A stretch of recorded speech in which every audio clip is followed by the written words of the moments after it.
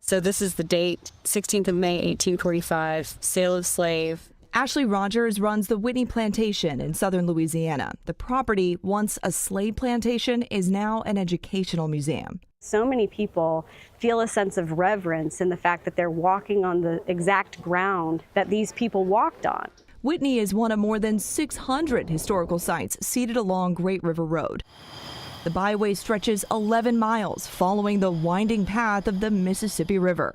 It's also home to a community that's been fighting industry development for decades. It means everything to me to try to preserve this place for future generations. A major win for protection came last summer when a comprehensive report found that formerly enslaved farmers cultivated this land. As a result, the region was eligible to receive the coveted National Landmark title. But since President Trump took office, the project has been halted. We found out on the news. This was not information that was shared with any members. We found out the same way everyone else found out.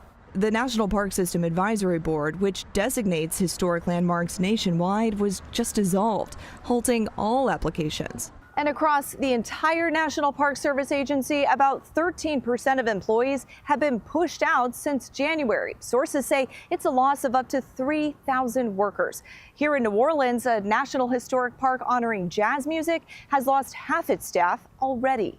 These historic places matter to people. Carol Quillen is the president and CEO of the National Trust for Historic Preservation, one of many groups fighting against drastic budget cuts and low staffing at national parks and historic sites. We are concerned when the infrastructure that supports preservation activities is dismantled in such a way so that we can't quite figure out how these activities are going to happen now.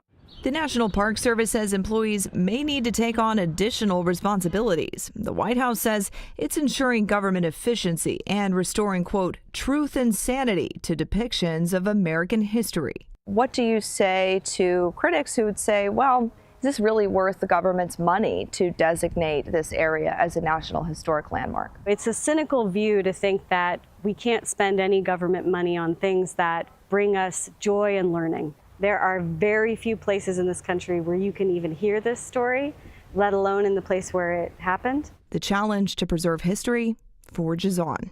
Katie Weiss, CBS News, Wallace, Louisiana.